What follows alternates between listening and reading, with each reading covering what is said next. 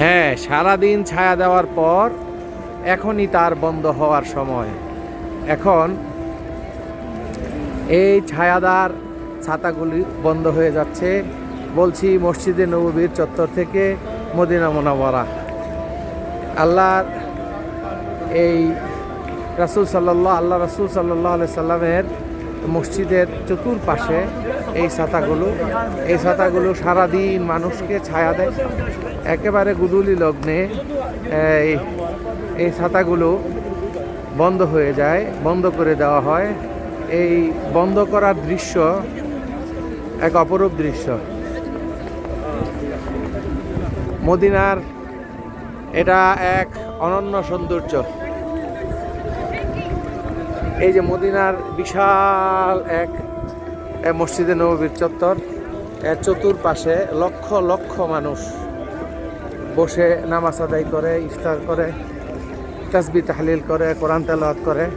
সবাইকে এই ছাতাগুলি ছায়া দিয়ে থাকে। এই যে দেখেন কি নয়নাবিরাম দৃশ্য ছাতা বন্ধ হওয়ার। কত বিশাল বিশাল ছাতা। ইলেকট্রনিক ছাতাগুলো, এই ইলেকট্রনিক ছাতাগুলো মেনটেন করা অনেক ব্যয়বহুল, ব্যয় সাপেক্ষ ব্যাপার। তারপরও হাজিদের সুবিধার্থে এই ছাতাগুলো মেনটেন করেন। এই মসজিদে নববী হলো ওই যে ওইখানে, আর এর চতুর্পাশে এমন অসংখ্য ছাতা, যে ছাতাগুলো হাজি সাহেবদের, মুসল্লিদের রৌদ্র থেকে রক্ষা করার জন্য, সমবৃষ্টি থেকে রক্ষা করার জন্য স্থাপন করা হয়েছে। ছাতাগুলি প্রায়ই বন্ধ হয়ে গিয়েছে, একেবারে বন্ধ হওয়ার লাস্ট উপক্রম। আজকে সকালেই এই ছাতা খোলার দৃশ্যটা আমি ভিডিও করেছিলাম, ধারণ করেছিলাম।